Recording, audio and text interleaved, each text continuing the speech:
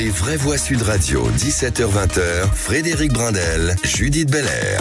Eh bien, le bonsoir à tous. Il est déjà en train de se marier, on ne sait pas pourquoi. Quand je pense que j'étais tout seul voilà, pour 15 jours. Ça y est, elle est de retour, Judith. Oui, elle prend de la place, celle-là. Allez, bonjour à toutes et à tous. C'est le retour pour une semaine avant la reprise de nos chers Cécile Dominibus et Philippe David. D'ailleurs, on leur fait des gros bisous. Hein. Là, c'est les vraies voix de l'été. Ouais. Ah, vous faites pas de bisous Mais si, quand même. Voilà, on va se faire plaisir toute la semaine avec de beaux invités, l'actu qui vous touche évidemment, puis tout ça, c'est jusqu'à 20h. Hein. Aujourd'hui, notamment parce qu'on n'oublie pas notre 19-20, un spécial droit des femmes.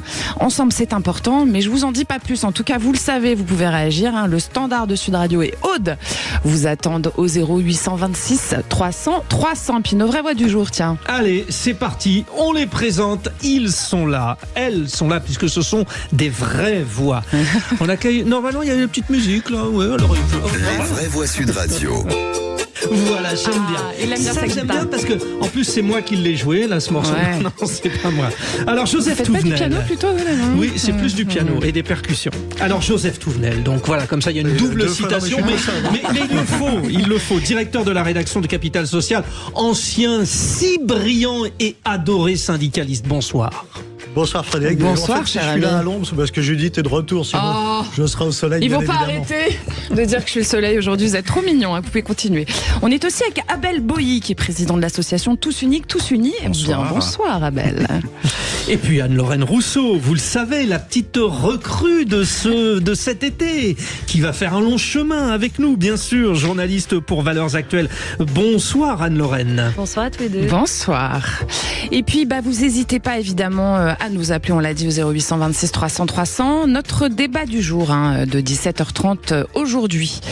Telegram, qui a été lancé en 2013, compte près de 900 millions d'utilisateurs et devrait franchir la barre du milliard d'ici un an, a affirmé Pavel Durov, son cofondateur avec son frère Nikolai. La messagerie est pourtant accusée de disséminer de fausses informations, des contenus haineux, néo-nazis, pédophiles, complotistes ou terroristes.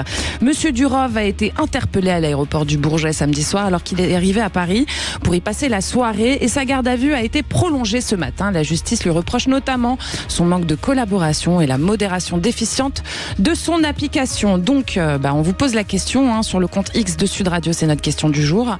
Faut-il interdire cette fameuse messagerie cryptée Telegram fondée par Pavel Durov?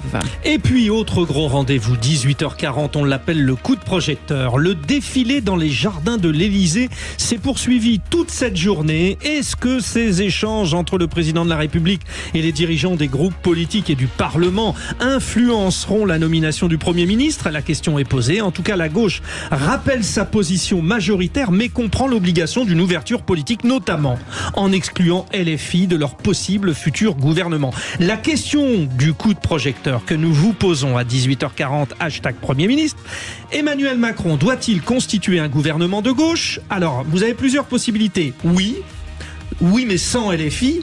3 en coalition et 4 non. Vous donnez votre avis sur la question, donc sur le compte X de Sud Radio. Et bien sûr, vous nous appelez au 0826 300 300 pour participer au débat. 0826 300 300, on part au répondeur d'ailleurs. C'est parti. Bonjour, Éric de Nîmes. À propos des 30 km/h, moi j'attends toujours une réponse à ma question. Entre le chiffre 30 et le chiffre 50, il existe le 40. Pourquoi on ne propose pas une limitation à 40? À 30, c'est presque impossible de rouler, 30, c'est jouable. Voilà. Alors effectivement, moi je vois sur les boulevards de Nîmes, il y en a qui descendent à fond la caisse, alors que c'est limité à 50. Donc effectivement, à quoi ça sert de mettre 40 si tout le monde roule à fond? Il faut peut-être plus de contrôle. Ça, et puis par rapport aux voitures, je repose ma question, pourquoi on ne propose pas des voitures moins puissantes, plus légères, plus simples, pour qu'elles soient moins chères à l'achat? Moi, je rêve de nouvelles 2 chevaux, limitées à 2 places, pour les gens qui ont besoin d'aller travailler et qui font que 10 km aller-retour, ou 20 km aller-retour. Voilà.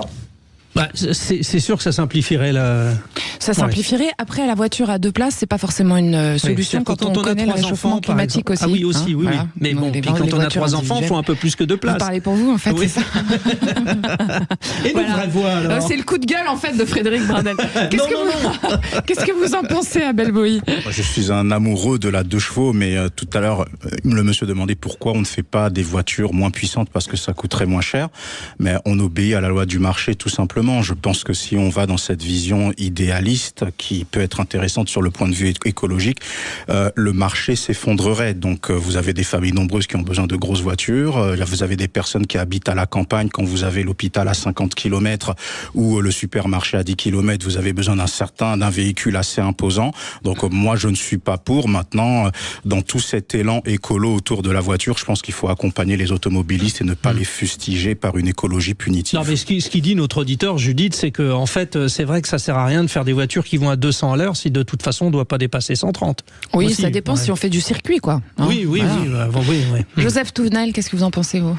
Moi, j'aimerais bien le retour à la 4L. Parce que c'est petit retour vers le passé, c'est pas vers le futur. Oui, c'est comme la 2 chevaux, c'est que c'était les voitures. Mais pourquoi les constructeurs n'en veulent pas? Mais parce qu'on pouvait la bricoler soi-même, parce qu'on n'avait pas besoin de passer au garage pour faire des trucs informatiques, etc. On sortait sa clé de 12 et crac, c'était terminé. On avait réparé la voiture. Et donc, effectivement, si on avait des voitures qui coûteraient moins cher à fabriquer et qu'on pouvait bricoler soi-même parce que c'est pas très compliqué, ça s'appellera un progrès. Mais je vous rassure, pour l'écroulement du marché, avec la voiture électrique, c'est les Chinois qui prennent tout et c'est notre marché français qui s'écroule. Anne-Lorraine, sur 30 ans en ville, c'est vrai que ça fait pas avancer très très vite, quoi, non? Je sais pas. Non, c'est sûr. Après, il y a des zones où, en fait, naturellement, on roule à 30 en fait, parce qu'il y a des piétons, il y a des écoles, et je trouve, à mon sens, quand on était à 50, on roulait plus vite ou pas. Bon, finalement, il y a aussi pas mal de zones où les gens respectent pas, on peut le dire. Hein. Ah oui, de toute façon, il y aura toujours des personnes pour enfreindre les règles. C'est très français d'ailleurs. Madame, enfin, non. Ah bah tiens, justement, merci pour la transition. Nous avons notre auditeur Pascal qui nous appelle de Périgueux. Bonjour Pascal. Bonjour Judith, bonjour Frédéric. Bonjour cher Périgourdin, c'est comme ça qu'on dit, en Dordogne, s'il vous plaît. Alors Pascal, vous avez envie de dire que, alors je lis ce qu'on m'a noté, blanc, français et catho ne veut pas forcément dire facho. Je confirme. Oui. Voilà. Vous avez le soutien de Joseph Touvenel, mais allez-y, lancez-vous Pascal. En fait, aujourd'hui, la bien-pensance veut que si on est blanc, catho, hétéro, on soit systématiquement facho. Alors, quand on voit des téléfilms américains avec des drapeaux américains sur toutes les façades de maisons, imaginez une seconde qu'on mette des drapeaux français dans nos jardins, ben là, ça y est, on se fait dynamiter, quoi. Et ce qui me gêne, c'est que maintenant, on trimballe notre francisité, excusez-moi pour le mot, mais comme l'étoile jaune, un peu. Voilà, on n'est pas normal. On peut plus parler, on peut plus plaisanter. C'est-à-dire que un noir, par exemple, peut dire une grosse connerie sur un blanc, ça va faire rire tout le monde. Si moi j'ai la même pour un Africain, ça va être mal pris. Donc voilà, je trouve qu'aujourd'hui, moi je suis mal dans mon pays, je suis mal dans ma culture. Et alors le problème, c'est que la plupart des gens qui disent que je suis facho, c'est des gens qui n'ont aucune culture. Et là, le problème, il est là, quoi. Moi, j'ai connu des gens de gauche il y a très longtemps, mais ils avaient lu Marx, ils avaient lu Engels, ils avaient lu Mao, ils avaient lu tous les bouquins. Aujourd'hui, on se fait insulter par des gens qui ont le quotient intellectuel d'une moule, quoi. Alors, c'est méchant pour les moules, hein, pardon. On sent un peu de vécu, Pascal. Hein. On sent un peu de vécu de votre part, parce que. Mais c'est vrai que la notion de on peut plus trop plaisanter, c'est vrai que moi par exemple je l'ai ressenti dernièrement. Non mais par contre ce qu'on entend effectivement dans votre voix Pascal, c'est que vous êtes en colère et que ça vous fait de la peine. Ça me fait beaucoup de peine parce que moi mes meilleurs amis sont homos. J'ai fait du sport, j'ai joué au handball à Bordeaux, j'ai joué avec des blagues, j'ai joué avec des Marocains. Mais oui. Donc, si vous voulez, j'étais à l'origine des Restos du Cœur. Je faisais des spectacles à Figeac. J'étais au conseil d'administration de la SPA. Mais qu'on me traite de facho, franchement, ça me remue les tripes, quoi. Voilà, Bon. parce que les gens ne savent pas ce que c'est que le fascisme. Alors c'est vrai que les gens, enfin ceux dont vous parlez, peuvent avoir la critique facile. Peut-être une réaction d'Abel Boilly, parce que Abel, blanc, noir, blanc, vous connaissez un petit peu l'histoire, vous. Déjà, je sais pas pourquoi c'est devenu limite un sujet tabou en France de dire qu'il y a des blancs, qu'il y a des noirs, qu'il y a des arabes, qu'il y a des personnes d'origine Ça asiatique. s'appelle le wokisme. Exactement. Et c'est vrai que dans le manque de nuances dans lequel nous baignons, on a mis dans la case raciste des Français blancs qui pouvaient s'inquiéter. C'est pas parce qu'une personne s'inquiète de voir de voir le pays évoluer, de voir la population évoluer, que c'est forcément quelqu'un de raciste. Et de l'autre côté, c'est pas parce qu'une personne est ouverte vers le monde, vers une France, moins tournée sur elle-même, que c'est forcément une wokiste. Donc il y a des gens qui ont été mis dans la case raciste à tort, et il y a des gens qui ont été mis dans la case wokiste à tort. Maintenant, par rapport, pour revenir aux amoureux de la France, parce que c'est eux que l'on a tendance à mettre dans la case raciste. Moi, je le vois, même au niveau des jeunes auprès de qui j'interviens. Les jeunes qui sont blancs aiment avoir un zèle particulier, à trouver une origine particulière, plutôt que de dire je suis fier d'être français. Mais je veux dire, il s'appelle Jean-Claude, c'est ça? Jean-Claude, soyez fier d'être français. Il s'appelle Pascal. D'accord, Pascal. Merci Judith. Vous pouvez m'appeler Jean-Claude. Non, excusez-moi, j'étais tellement dans ce que vous disiez que du coup... Pascal, soyez fiers d'être français, soyez fiers d'aimer le pays, et comme vous le disiez, pour aller vite vers la fin de mon propos, les États-Unis, qui est un pays hyper communautaire, les gens sont hyper patriotes, vous voyez le drapeau américain absolument partout, et on peut parler d'un homme noir, d'un homme blanc sans être traité de moult mots, donc il n'y a pas de problème avec cela, soyez fiers de ce que vous êtes et ne baissez les yeux devant personne par rapport à ce sujet. Eh bien voilà, merci Abel Boilly. Merci Pascal. On vous garde avec nous Pascal, évidemment, chers auditeurs, vous pouvez réagir au 0800 26 300 300, vous le savez, c'est le standard de Sud Radio, on vous attend. Et puis restez avec nous surtout, parce Pascal, que il va jouer notamment tout à l'heure pour le quiz. il y a le quiz, ça c'est important. Le quiz est très important, le petit moment de détente des vraies voix de l'été, concocté par Frédéric Brindel, attention. Alors juste après, on a avant ça Clément Arion et ses 3 mots dans l'actu, donc restez là, à tout de suite. Sud Radio. Sud Radio, parlons vrai. Parlons vrai. Sud Radio. Parlons vrai. Les vraies voix Sud Radio, 17h-20h, Frédéric Brindel, Judith Belair. Merci d'avoir choisi Sud Radio, c'est un bon choix. Vous êtes avec les vraies voix de l'été. Surtout vous Frédéric. Vous aussi Judith. Allez, on vous les redit, nos 3 vraies voix du jour. On est avec Abel Boilly, président de l'association Tous Uniques et Tous Unis. Anne-Lorraine Rousseau, journaliste pour Valeurs Actuelles. Et Joseph Touvenel, directeur de la rédaction de Capital Social. Et tout de suite, ce sont les 3 mots de l'actu de Clément Arion. Les vraies voix Sud Radio. Alors, vos 3 mots du jour, Clément: entrepreneur, antisémitisme et Malouf. Le premier, entrepreneur. Et oui, la rencontre des entrepreneurs de France qui se tient en ce moment à l'hippodrome de Paris-Longchamp. Une rencontre, vous le savez, dans un contexte politique si particulier et un petit peu flou, c'est le moins que l'on puisse dire. Ouverture des débats avec le président du MEDEF, Patrick Martin, qui pointe le programme du nouveau Front populaire. Remise en cause de la réforme des retraites, alourdissement de la fiscalité. À ces 2 erreurs s'en ajouterait une 3e. Répondre au sujet réel du pouvoir d'achat des salariés modestes par une revalorisation massive du SMIC à la charge de nos entreprises. Érosion des rentabilités, destruction d'emplois, nouvel écrasement des grilles salariales, perte de compétitivité. De A à Z, les effets en seraient ravageurs. Et prétendre compenser ces surcoûts par des prêts publics aux TPE-PME, c'est nous prendre pour des gogos. Voilà, Patrick Martin, président du MEDEF, vous l'entendez, qui est applaudi et qui appelle donc à maintenir la politique économique en place depuis 2017. Il attaque, je cite, le programme mortifère même de la France insoumise. Voilà ce qu'il a déclaré aussi.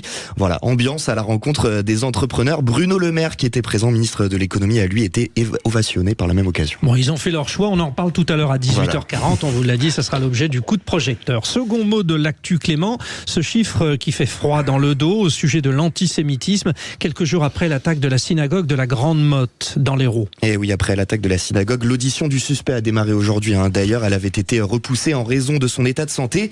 Gérald Darmanin, le ministre de l'Intérieur, était au micro de France 2 hier soir. Le ministre de l'Intérieur, qui alerte sur la montée de l'antisémitisme. Écoutez. Depuis le 7 octobre et l'action terroriste ignoble du Hamas en Israël, il y a une augmentation très importante des actes antisémites partout dans le monde, mais singulièrement en France, bien sûr. Et depuis le premier semestre, depuis le 1er janvier de cette année, les choses ne se sont pas calmées. Bien au contraire, il y a quasiment 200% d'augmentation de ces actes. Les 2/3 des actes anti-religieux, il y a des actes contre les chrétiens, contre les musulmans, ils sont évidemment tous ignobles, mais les 2/3 des actes anti-religieux sont contre les juifs. Et devant tous les offices religieux de nos compatriotes juifs, il y a des policiers, des gendarmes qui protègent les juifs de France. Mais c'est vrai que la menace sur eux est très forte. Elle est aussi forte parce que, vous le savez bien, il y a des discours politiques haineux envers les juifs de France, il faut le dénoncer. Voilà les mots de Gérald Darmanin. Les actes antisémites ont augmenté de 200% en France depuis le début de l'année. Gérald Darmanin qui a aussi abordé la question de la menace terroriste à 3 jours du début des Jeux paralympiques. Cérémonie d'ouverture donc mercredi. On le rappelle, pas de menace particulière concernant les Paralympiques. Selon lui, il a rappelé que les autorités avaient déjoué 3 projets d'action violente pendant les Jeux olympiques. 200% d'augmentation des actes antisémites en France depuis le début de l'année, sans compter les augmentations d'hier évidemment. Abel Boilly, on peut se poser la question très directement, beaucoup de gens le disent, est-ce qu'LFI est responsable? Est-ce que ces appels à la haine constants de M. Mélenchon et de Mme Rima Hassan, par exemple, jouent dans ce sens-là?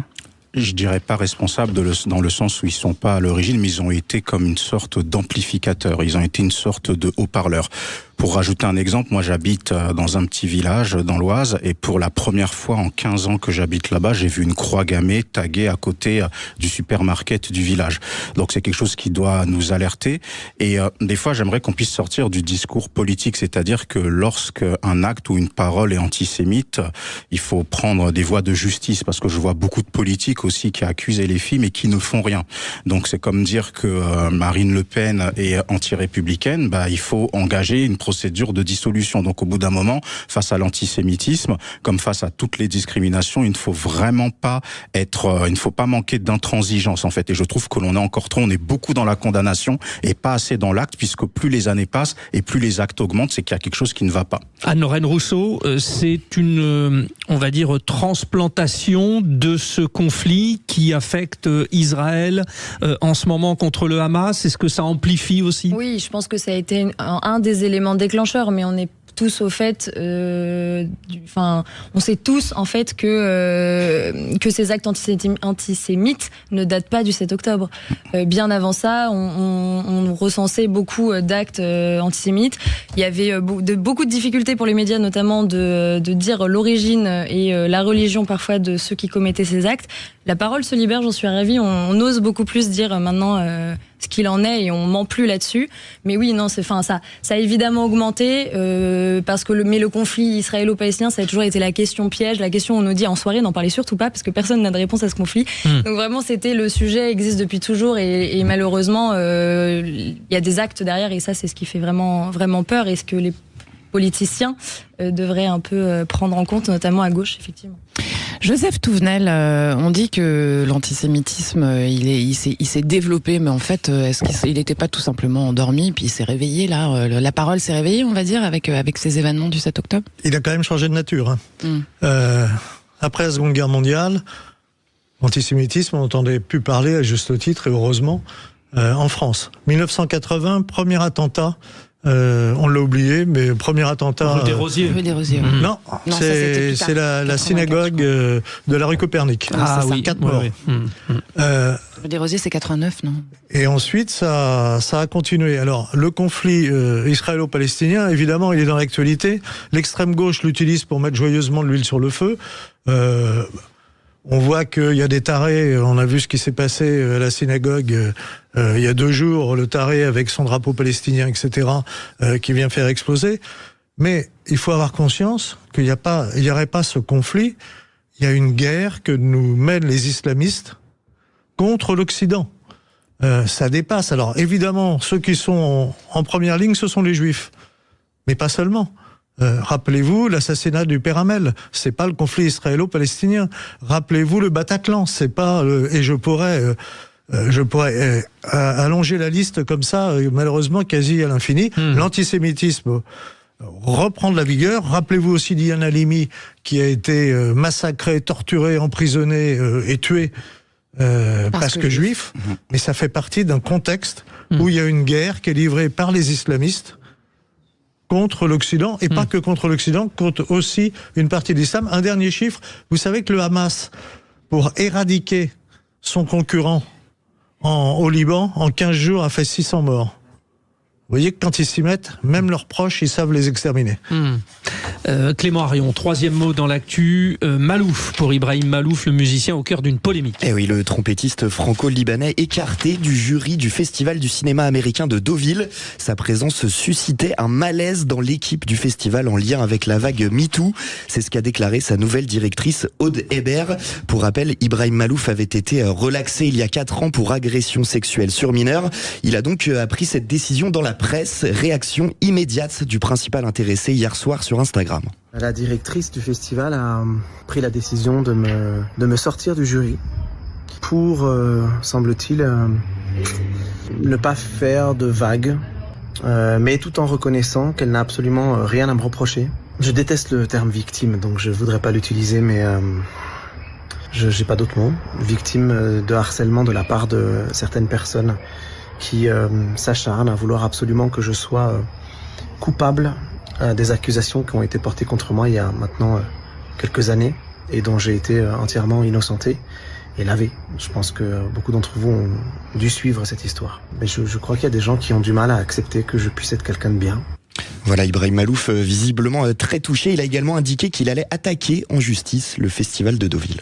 Merci beaucoup Clément. On va revenir là-dessus d'ailleurs, sur cette histoire et sur ce que ça veut dire le féminisme aujourd'hui dans notre 19-20.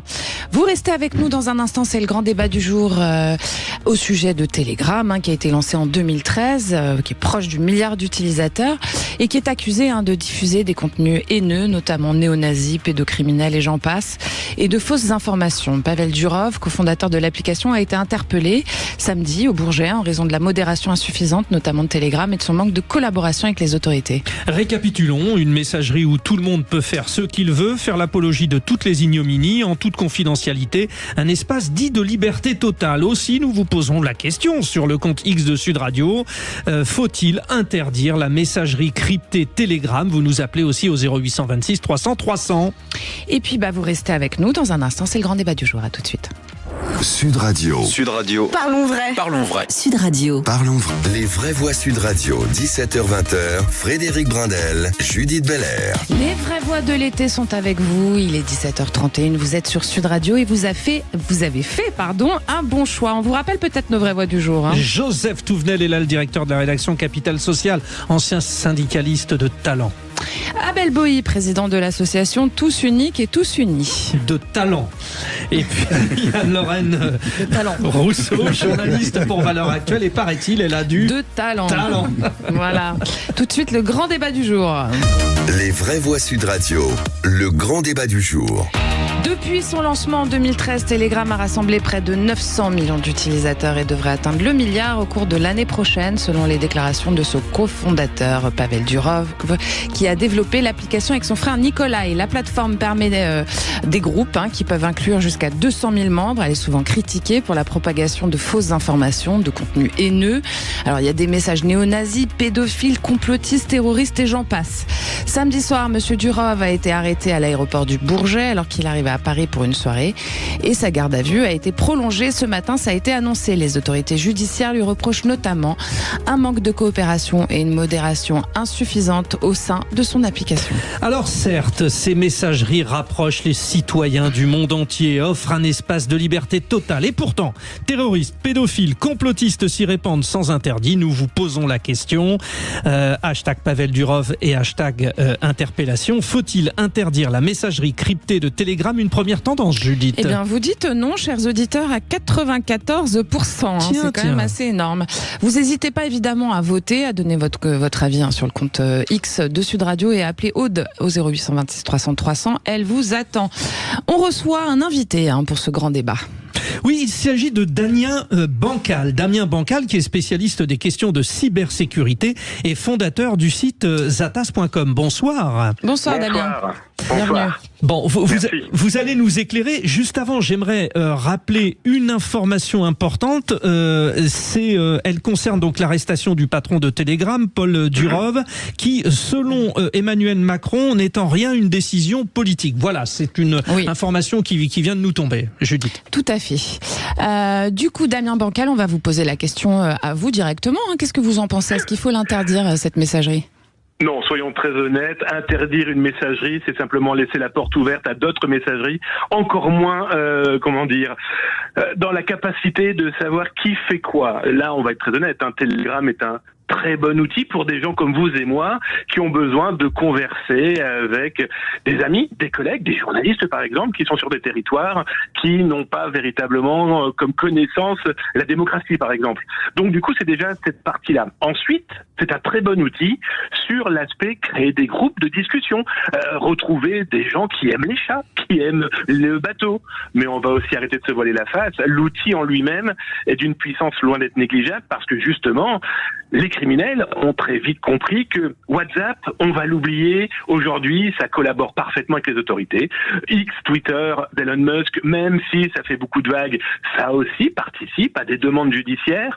Telegram est l'un des derniers espaces technologiques dont on ne sait pas véritablement ce qui s'y passe véritablement. Faut-il rappeler quand même que Telegram, par exemple, depuis 2020, alors que ça avait été interdit auparavant, est toujours autorisé sur le territoire russe.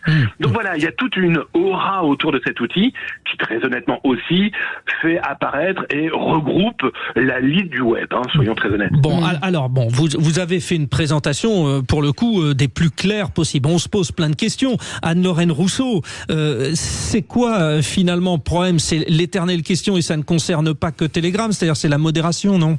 Ah oui, c'est un éternel problème. Moi, je le vois tous les jours avec mon travail aussi. Et plusieurs fois parce qu'on parlait tout à l'heure, effectivement, sur Telegram, par exemple, il y a des complotistes qui se retrouvent et qui complotent. Quand il y avait le Covid, quand on critiquait le vaccin, on était complotistes. Nous, on a une chaîne YouTube. Elle a sauté sur certaines vidéos parce qu'on disait attention, le vaccin, on connaît pas tout, méfiance sans dire on va avoir la 5G dans le corps. Mais voilà. Enfin, il y a une différence entre méfiance et puis attention. Exactement, mais donc c'est toute la limite que ça pose, c'est jusqu'où on va dans cette modération. Est-ce que véritablement ça va être un début de censure ou est-ce que ça va être bien fait et ça va être coopératif avec Telegram et les États, etc. Mais il y a malheureusement, j'en parlais tout à l'heure en off, mais cette paranoïa qui a été créée en fait dans nos esprits, les Français sont les premiers à avoir l'impression qu'on nous ment sur plein de choses et que nous, on est obligé de tout dévoiler, de ne pas avoir le droit de voir certaines choses. Et en fait, ça fait que ce genre de réseau fonctionne à ce point et que même nos politiques, Emmanuel Macron est sur Telegram, donc en fait, tout le monde a quand même trouvé un intérêt à ce réseau. Donc l'interdire, c'est peut-être un peu draconien. Mais on peut imaginer une collaboration il n'a pas l'air de l'être, mais peut-être de Pavel Durov avec l'Union européenne, les États-Unis et d'aider par exemple au démantèlement de réseaux criminels ou au terrorisme. A priori, il le fait pas. Il aurait supprimé des chaînes affiliées à Daesh. Donc, Damien Bancal. Oui, alors justement, la modération, elle existe sur Telegram. Il faut savoir que, par exemple, je suis énormément de groupes pirates, quels qu'ils soient, il existe ce qu'on appelle le bannissement. Vous prévenez Telegram en disant, voilà, ici, il y a de la fraude à la carte bancaire, il y a de la fraude aux documents, il y a du piratage. Je prends un exemple très concret. Des pirates qui, depuis 3 ans, lancent des cyberattaques contre la France, le Canada, la Belgique, peu importe, qui ne passent que par Telegram, ont eu des comptes bannis, fermés. Ce qui est reproché à Telegram, c'est de ne pas dire qui est derrière ces comptes. Donc la modération existe. Un autre exemple très concret, regardez ces dernières semaines, le football a repris, on a vu un certain nombre de diffusions pirates de matchs de foot. Grâce à Telegram, mais du coup il casse un business, alors même si ça a les vertus qu'on a d'ailleurs rappelées sur cette chaîne, parce que c'est vrai que les fans de football sont un petit peu floués, mais en même temps on voit bien que c'est un site là qui dans ce cas-là permet de contourner la loi. On revient vers vous Damien Bancal, mais... Je finirai juste un petit détail. Telegram a fait fermer en quelques secondes plusieurs dizaines de groupes qui diffusaient des vidéos. Oui. Alors, on peut se poser la question, Abel Bowie, à savoir, est-ce que les lois actuelles sont adaptées à la régulation de ces plateformes? Alors, il y a Telegram, il y en a d'autres. Oui, c'est clair. Et moi, j'aimerais répondre à travers le prisme de mon activité, c'est-à-dire la prévention sur l'utilisation d'Internet que je fais auprès des jeunes. Et je vais prendre un exemple qui va sembler saugrenu, mais vous allez comprendre le déroulement de ma pensée. Quand on prend Redouane Faïd, le braqueur multirécidiviste, il dit que ce qu'il a inspiré, c'est le film Hit, notamment une célèbre scène de fusillade, ce qui fait qu'il est tombé dans ce chemin fallacieux jusqu'à reprendre le modus operandi en utilisant des masques de politiciens. Aujourd'hui, vous avez beaucoup de jeunes qui utilisent des boucles Telegram pour l'initiation à la pornographie, le trafic de stupes, la prostitution des mineurs, le nombre de jeunes qui sont fans de vidéos de décapitation, qui regardent ça avant de dormir, c'est une catastrophe. Les réseaux de prostitution des mineurs, et j'en passe, et j'en passe. Qu'est-ce que je dis aux jeunes habituellement? Je dis que Internet, c'est comme une Ferrari en réalité. Vous pouvez rouler à 300 km/h si vous êtes sur un circuit avec toutes les mesures de sécurité officielles. Mais si vous roulez à 300 dans une rue où c'est limité à 50 et que vous renversez une personne, votre plus bel outil de monde devient un objet létal. Et Internet, c'est exactement pareil. Donc, est-ce qu'il faut l'interdire? Au jour d'aujourd'hui, moi je dirais pas encore. Pourquoi est-ce que je dis ça?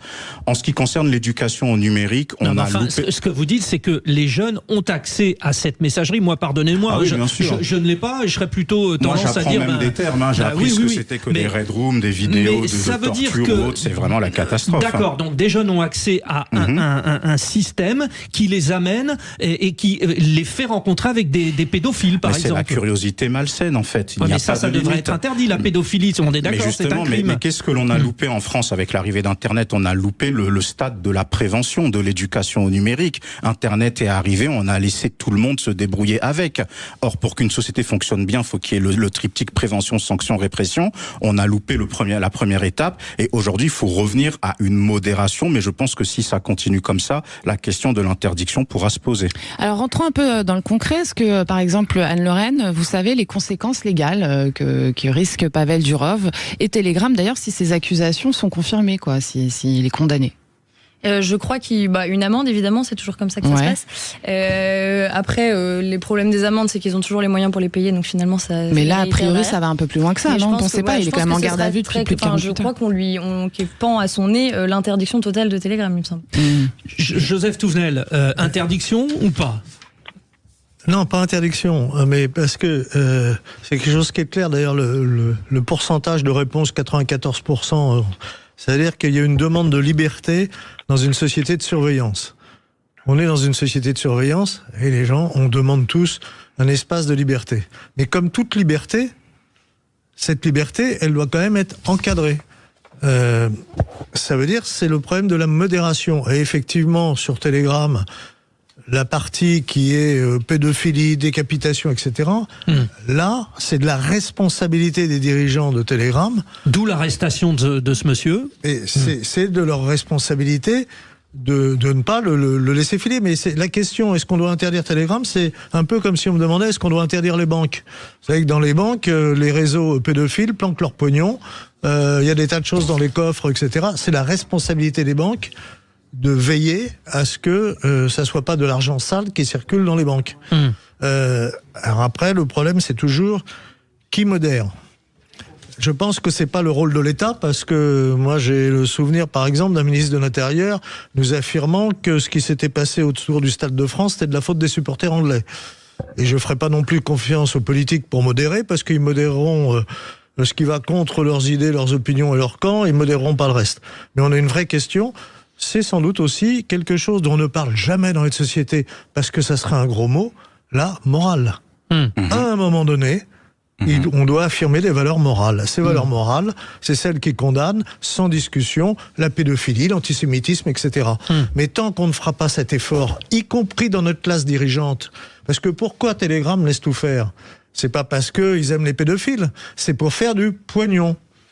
Et ben tant qu'on aura des gens qui dirigent, qui ont des responsabilités et dont le seul but dans la vie c'est faire un maximum de pognon, alors on aura de nouveau des télégrammes, des machins, etc. qui laisseront tout faire.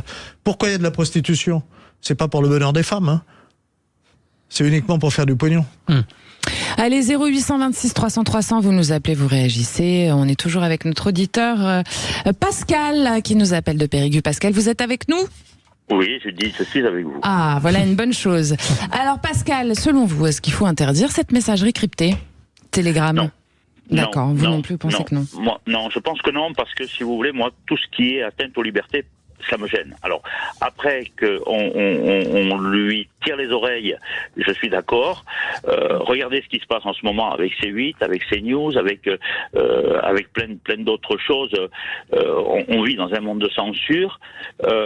Moi, personnellement, ça me gêne. Moi, je suis de l'époque où certains films, il y avait le rectangle blanc, il fallait pas regarder. Mais maintenant, c'est de tout à outrance. Tout à l'heure, Abel a parlé d'éducation sur le numérique, mais moi je m'arrêterai à éducation. Oui, bien sûr. Tout à fait. L'éducation du numérique, on s'en fout. Moi, quand je vois dans des salles d'attente de médecins des parents qui donnent des téléphones mobiles à un gamin de 3 ans pour le faire patienter, mais c'est de la folie. Là, on est dans un monde, aujourd'hui, on ne peut plus l'arrêter, ça. Alors, que la personne, elle soit réprimandée. Moi, en plus, je suis administrateur d'un groupe sur Facebook. Bon, un jour, j'ai été convoqué à la gendarmerie parce que j'avais insulté quelqu'un. Il a fait une copie d'écran. J'ai eu prise d'empreinte. J'ai eu l'ADN, la photo recto verso pour une insulte sur Facebook, quoi. Donc il y a un moyen de contrôle, voilà. Ah ben bien sûr qu'il y a un moyen de contrôle, bien sûr. Et ce qui n'est pas le cas sur Telegram. Il faut encore le prouver, parce que vous savez, moyen de contrôle, il y a des gens qui ne sont pas 24 heures sur 24 sur leur, comme disait Abel tout à l'heure, si les publications ne sont pas signalées, c'est compliqué. Sur la plupart des groupes, bon, peut-être que sur Telegram, ce sont des gens qui sont rémunérés, ou alors il faut qu'ils trouvent des gens qui payent, mais sur la plupart des groupes Facebook, c'est des bénévoles qui modèrent. C'est des gens comme vous et moi, les gens, ils aiment bien le crochet, la danse classique, ils sont modérateurs d'un groupe, mais ils sont pas 24 heures sur 24 sur leur écran. Alors c'est sûr qu'il y a toujours des trucs qui passent à l'as. Après, qu'on interdise, qu'on ferme, moi je suis contre. Je partageais pas les idées de Charlie Hebdo. Vous faites partie de la majorité en fait des auditeurs qui ont participé à notre consultation. Damien Bancal, on a entendu ce besoin de liberté. La question c'est, si c'est crypté, c'est quand même que c'est surprotégé et que ce sont des gens qui, par définition, ont des choses à se reprocher, non ? Ah non, pas du tout. Bon. Le chiffrement est là surtout pour vous protéger, vous par exemple. Et un exemple très concret, regardez, vous allez sur Internet, vous allez dans une boutique pour acheter. La connexion entre vous et la boutique est chiffrée. Le fameux petit S du HTTP, vous savez. Eh bien là, c'est pour vous protéger, vous. Donc le chiffrement, ce n'est pas du tout parce qu'on a des choses à cacher. On a juste besoin potentiellement de protéger son identité, sa géolocalisation, le propos que je peux avoir avec ma famille, mes enfants, des amis, que sais-je encore. On a de plus en plus d'entreprises qui utilisent des outils de chiffrement. Prenons l'exemple de Signal, cet outil qu'on peut avoir dans son téléphone. Prenons l'exemple de WhatsApp, qui lui aussi utilise du chiffrement. Donc ce chiffrement est intéressant pour nous protéger du regard mercantile des entreprises. Ce que disait votre auditeur était très juste. On a des sociétés qui ont pour mission d'exploiter d'une manière exponentielle les données personnelles. Telegram avait dit d'entrée de jeu, nous, on va clairement combattre ce mercantilisme. Après que d'autres utilisent, eh bien malheureusement, ce chiffrement pour faire des ignominies, on peut le combattre, mais c'est compliqué. Mais ça se combat. Soyons très clairs, et c'est ce qui se passe là en ce moment. Hein. En ce moment, la justice veut entendre le patron d'une entreprise qui n'a pas voulu que son entreprise réponde à des injonctions de la police, d'autant plus de la police qui s'occupe des mineurs. Bon là, je vous cache pas que la discussion avec ce grand patron, aussi grand patron soit-il, la justice va lui mettre certainement devant les yeux, des problématiques de mineurs qui se sont retrouvés soit dans la fraude à la carte bancaire, en tant que coupables, orchestrateurs de ce genre de malveillance, ou alors clairement victimes, et dans la plus terrible des situations, comme par exemple les documents pédopornographiques. Alors justement, pour revenir et pour conclure, Anne-Lorraine Rousseau, il y a, comme Dimitri Medvedev, qui est vice-président du Conseil de sécurité de Russie, qui a dit au sujet de Pavel Durov, sur Telegram justement, il a fait un mauvais calcul. Pour tous nos ennemis désormais communs, il est russe et donc imprévisible et dangereux. Durov devrait enfin se rendre compte que la patrie, comme l'époque, ne peut pas être choisie. Qu'est-ce que ça vous évoque? Radical. Je crois qu'il est d'ailleurs assez critique de ce qui se passe en Russie, assez critique de Vladimir Poutine. Donc comme quoi, il a beau être russe, il est quand même assez libre pour dire ce qu'il pense. Son métier, c'est critiquer en fait. Oui, c'est ça. Medvedev, mais c'était le but. Oui, non, mais il y a le sujet. Lui, en fait, il insinue qu'il s'est fait arrêter parce qu'il est russe, quoi. C'est ça qu'il insinue. Oui, mais non, mais ça, je pense que encore une fois, on a fâcheuse tendance à parler avant que la justice parle.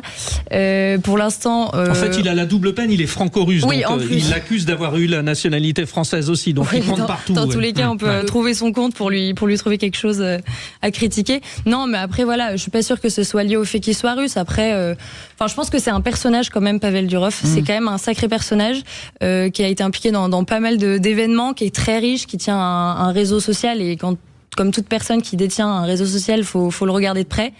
Donc effectivement, faut connaître cet homme, faut qu'il accepte aussi de discuter avec les pays, l'Union européenne, les États-Unis, la Russie, etc.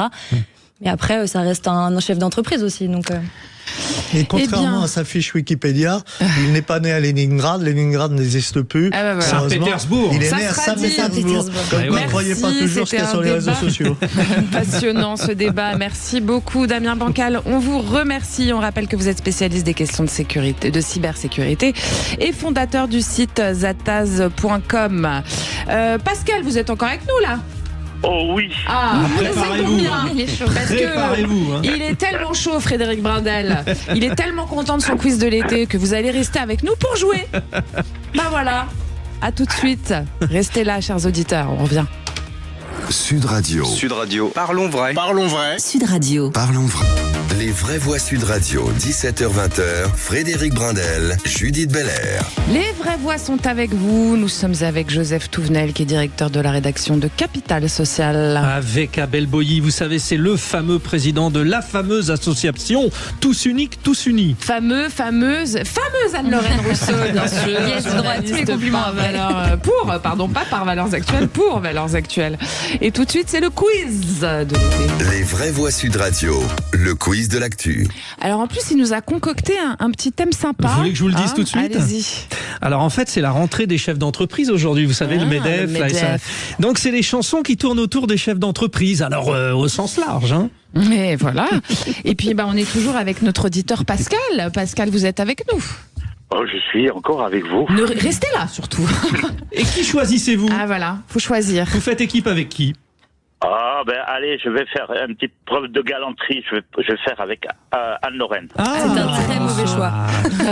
C'est la première fois qu'on vous choisit comme coéquipière, non? Deuxième fois. Ah, deuxième fois, d'accord. La chance, Très sur bien. 3, donc c'est quand même... Donc, Anne-Lorraine et Pascal, et donc le fameux duo Abel et Joseph. Allez, c'est parti pour le quiz de l'été. Il faut donner l'interprète, on le rappelle, pour les auditeurs c'est important, qui viennent de rentrer. Pas le nom de la chanson, mais Voilà. le nom du chanteur. Et l'équipe qui gagne est l'équipe qui arrive la première à 4 points. Ah, voilà, c'est important de le préciser. Oui. Extrait numéro 1. Florent Pagny. Oui. Ma liberté de penser. Oui, c'est Abel Boilly. Bien tenté, Pascal, parce que c'est vrai que on a parlé des entreprises et vous vous dites bon, ils vont forcément. Je sais à quelle musique il a pensé. On sait, mais bon, donc ça fait 1-0 pour Abel et Joseph. Extrait numéro 2. Attention, voilà son avion au bout de la piste. Attention, mon cœur qui bat beaucoup trop fort et beaucoup trop vite. Allez, Pascal, on vous entend pas. C'est le moment, Pascal. Bachung? Bah non. Alors, pas du tout. C'est une femme. VIP, vous entendez? On l'a perdu il y a pas longtemps, si ça peut vous aider. Mylène Farmer. Non, on vient de la perdre. J'ai dit, elle est pas morte, Mylène. Non, C'est ça qui est terrible. on vient de Alors, la perdre, qui on a perdu? Une grande chanteuse, icône française, bon sang. Françoise Hardy. oui, Pascal. Je vous ai pas m'avez du tout fait aidé. peur. moi je pense que ça compte demi, Frédéric. Oui, moi aussi. Ça aurait pu, mais bon, quand même, Pascal est notre auditeur, Oui, il est on notre va être sympa invité avec lui, d'honneur. vous avez raison. Voilà. Donc ça fait 1-1, tout j'avais reste oublié, possible. Allez, extrait numéro 3. Fais le coup de la tâche et Dutronc. Bon, enfin. En fait, Joseph, vous savez, il est en duplex avec le décalage. C'est-à-dire qu'il savait que c'était Françoise Hardy et là, il se dit, on va voir Dutronc. Non, on est passé, comme le dit Abel, à Eddie Mitchell. Comment t'es devenu riche? Je vous ai dit que c'est large autour du métier de chef d'entreprise. Oui, ils sont pas tous riches. Oui, non, ça saurait. Oh, ça y est, ça dépasse. C'était le but du jeu. Allez, extrait numéro 4. T'es pas heureux, mais t'en as l'air. France Gall. Non. Non, ça ressemble le timbre pourtant. Même genre, ouais. T'as le sens des affaires. Vous avez reconnu naze. le blues du businessman? T'as réussi et ça t'en es m'énerve. fier. Très grande chanteuse française. T'as qu'un seul Oui, ça, sans doute. regret. Tu fais pas ce que t'aurais voulu faire. Écoutez, elle va monter, c'est magnifique. Vous allez Ça peut retrouver? être qui? Liane Folly. Non. T'aurais voulu être un artiste. J'ai les paroles, mais j'ai pas... On vous donne le prénom? Nicole. Croisille. Oui, oui. Et On vous a pas du tout aidé aujourd'hui. Pascal. Non. Oui, non, mais Pascal. On avait prévenu. Hein. On appelle ça ramasser les miettes à la fin de la soirée. C'est la super. Finir les coupes de champagne. C'est quand même une super comédie musicale. Oui, en plus. Mais, Starmania. Et voilà, mais cette Bravo, version de c'est Nicole Starmania. Croisille. Bravo, Joseph. Bon, alors, Qu'on a 2-2. perdu aussi. Oui, non. Allez. Oui, On en est où là 2-2. Ah bah voilà. 2-2. C'est parti. Pas grâce à moi. Extrait number 5. Et le produit de l'année. Alors lui, il a une voix de fille. Christophe Willem. Oui, C'est le seul homme qui a une voix de femme que je connais. C'est l'instant Anne-Lorraine Rousseau. Alors là, bravo, elle vous fait enfin marquer un point, 3-2. Bon, en même temps, il Sauve l'honneur. Hein. Avec un indice encore une fois. C'est ce qu'on appelle la balle de match, là. La Hein. balle de match. Allez, extrait numéro 6.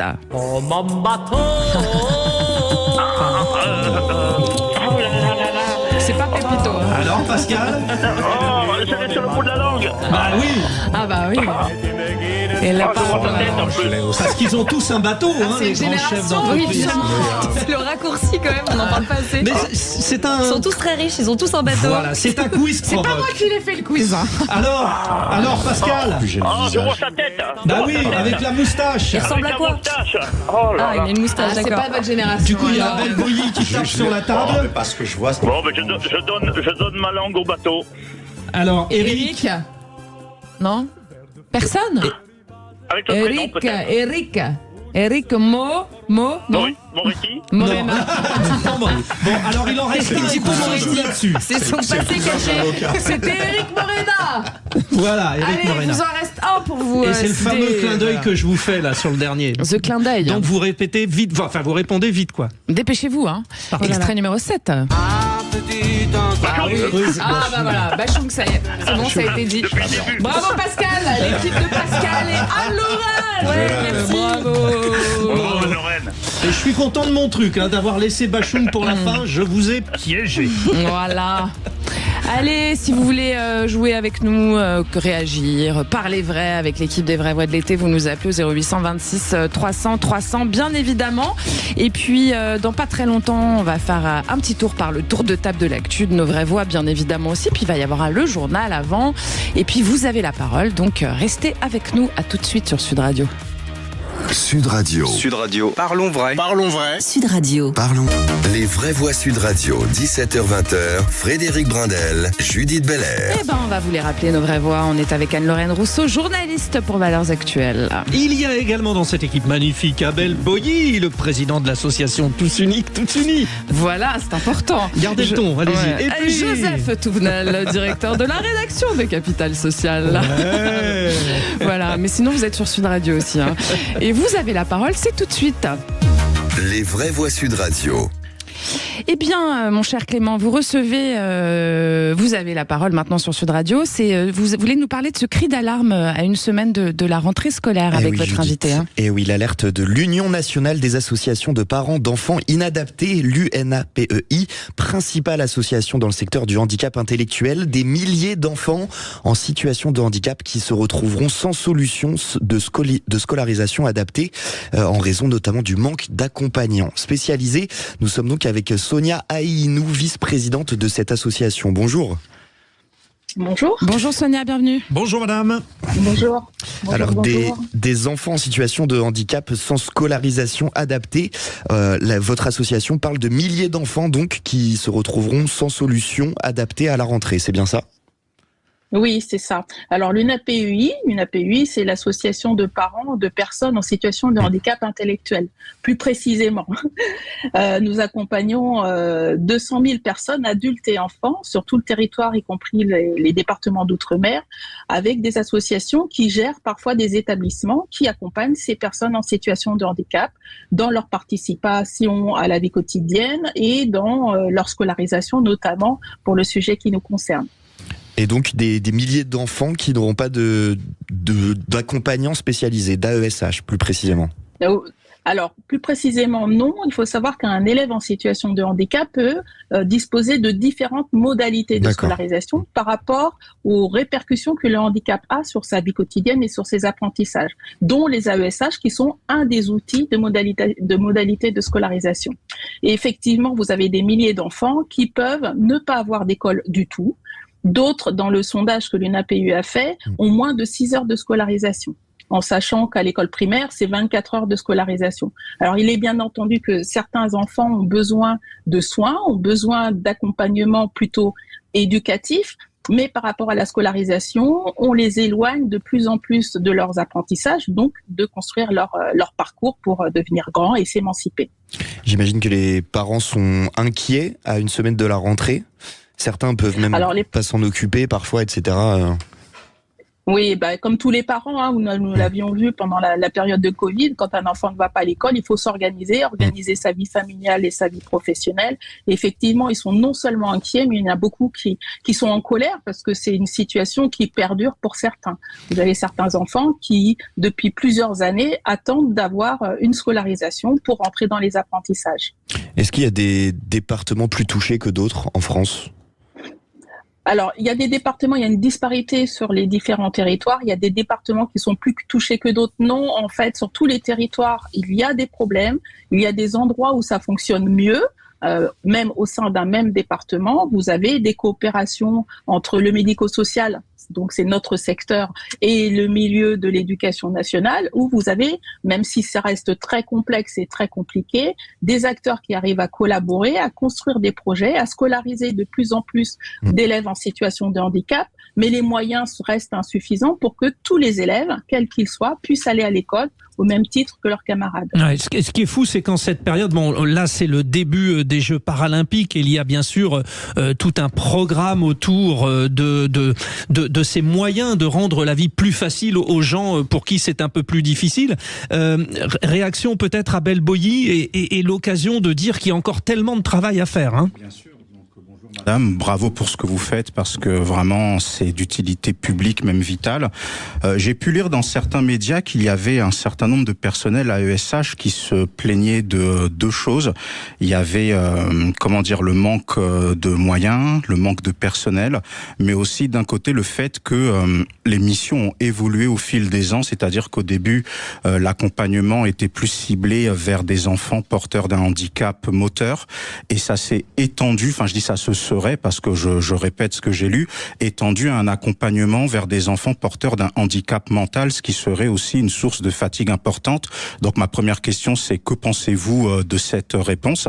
Et ma deuxième, plus simple, on est juste avant les Paralympiques et on voit que la présidente de la région Île-de-France, Valérie Pécresse, a pu faire une communication pour parler d'une meilleure inclusion de la situation du handicap dans la vie de tous les jours. N'est-on pas non plus toujours dans une espèce d'ambiance d'hypocrisie? Voilà ma deuxième question. Alors les deux questions sont liées. Alors effectivement, on est dans une période de Jeux Olympiques et on a vu que le gouvernement, en tout cas la France, a mis tous les moyens nécessaires pour que non seulement les athlètes, mais aussi les spectateurs, en situation de handicap ou pas, puissent participer à un événement mondial. Donc quand on a un investissement important comme ça dans une cause pour que chacun puisse bénéficier, chacun puisse participer, ça doit aussi transpirer sur tous les pans de la vie quotidienne, que ce soit la scolarisation, le travail, l'habitat, la santé, etc. Donc effectivement, vous avez des moyens qui ont été déployés pour les Jeux Olympiques. Au niveau de l'école, vous avez des dispositifs et des moyens qui existent.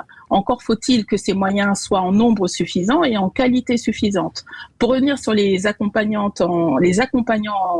des élèves en situation de handicap, effectivement, les missions ont évolué parce qu'aujourd'hui, on a envie, en tout cas, c'est la volonté de tout le monde, de pouvoir accueillir à l'école un enfant quel qu'il soit. On a la volonté aussi d'apporter des apprentissages, des savoirs de base à tout élève, quel qu'il soit. Donc aujourd'hui, la question c'est, est-ce que l'école est à même de créer les conditions pour que chaque élève, quand il arrive à l'école, on puisse organiser les différents accompagnements. Et l'AESH, elle a aussi pour mission d'aider, de faciliter en tout cas l'apprentissage de cet élève-là, si c'est le besoin, parce qu'il y a des élèves qui ont des besoins beaucoup plus importants que ça, avec d'autres professionnels, avec des expertises bien particulières. On ne peut pas faire reposer sur l'AESH toute la responsabilité de la pédagogie. Il faut que l'enseignant aussi soit formé et il faut que tous les professionnels, y compris les agents des collectivités, les ATSEM, les AESH et les personnels de cantine, par exemple,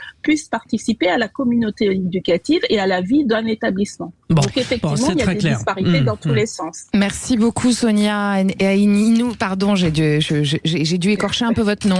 Et Inou, j'ai réussi. Vous êtes vice-présidente de l'UNAPI, Association de défense des personnes avec handicap mental et psychique. On vous remercie pour votre témoignage d'aujourd'hui. Et merci Clément Arion. Merci Clément Arion. À demain, c'était sa première, Clément. Ah bah bravo. Il est bien, Clément. Il est bien Clément. On vous garde Clément.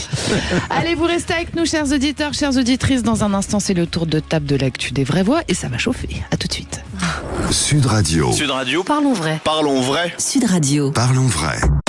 Les vraies voix Sud Radio, 17h-20h, Frédéric Brindel, Judith Belair. Eh bien, Frédéric Brindel, qu'est-ce qu'on fait maintenant? C'est je regarde s'ils sont en forme, ils ont l'air bien, ils sont chauds, nos vraies voix. Chauds, ouais. Le tour de table de l'actu des vraies voix, c'est tout de suite. Tu as regardé les actualités régionales? Tour à tour, finaux. On pourrait faire des choses. On discute jamais business à table. Je crois qu'on a vu le tour du sujet. Il me demande mon avis sur l'actualité et je lui donne. Le tour de table de l'actualité. Eh bien, on va commencer avec vous. Pardon, je me marrais. Parce qu'il est sympa, le tour de table. La présentation, elle aime bien. Abel Boilly, donc. Oui, Abel Boilly, il est bien placé parce qu'il commence. Et s'il fait long, il sait qu'il. Et alors, moi, j'aime bien. Je peux dire votre titre ou pas? Parce que je le trouve sympa. Macron, maître des horloges ou roi de la dynamite? Écoutez, merci. Les deux, mon général. Et Joseph et Anne-Lorraine, vous allez réagir à son tour de table. Allez-y, Abel. Vous avez la parole, vous savez comment faire. Oui, à ce qui paraît. Donc, on a l'habitude de dire que quand on joue avec le feu, on se brûle. Donc, on a un président dynamiteur. Donc, je vais prendre des faits réels pour faire un peu de politique fiction. Donc, il est arrivé avec ses bâtons de dynamite en 2017. Bam! Il a dynamité le milieu politique français. Mais qu'est-ce qu'on a récolté derrière? Un nivellement vers le bas et de la représentation et de la qualité du débat politique. Ensuite, il prend son deuxième bâton de dynamite. Tac, il allume. Bam! Il dynamite, soi-disant, l'ancienne manière de faire de la politique. Qu'est-ce que l'on récolte? Les gilets jaunes. Il est réélu par on ne sait quel accident et des manifestations importantes sur la réforme des retraites. Il y a les élections européennes, alors qu'il avait dit que ça ne concernerait que l'Europe et pas la vie politique française. Il reprend un autre bâton de dynamite. Bam! Je voulais le faire. Il est bien. Tu veux le refaire? Voilà, allez-y. Voilà, il avait envie. Donc, il dynamite l'Assemblée nationale et là, il se retrouve dans une situation où il utilise les Jeux Olympiques puis les Jeux Paralympiques pour soi-disant une sorte de trêve. Mais je pense qu'il est en train de se brûler. En dynamitant l'Assemblée nationale, n'a-t-il pas fini de dynamiter sa carrière politique? Voilà. Je peux vous poser une question qui me vient comme ça, moi, Abel. César, quand le peuple était fâché, il lui donnait les jeux, n'est-ce pas? Oui, bien sûr. Voilà, c'est ma question. Est-ce que c'est pas quand même assez fin politiquement, finalement? Je comparerai pas Emmanuel Macron au personnage illustre que vous avez dit, vu le niveau de notre président. C'est un propos qui n'engage que moi. Je pense qu'il a voulu être fin, je pense qu'il a voulu piéger la classe politique, mais c'est quelque chose qui va se retourner contre lui.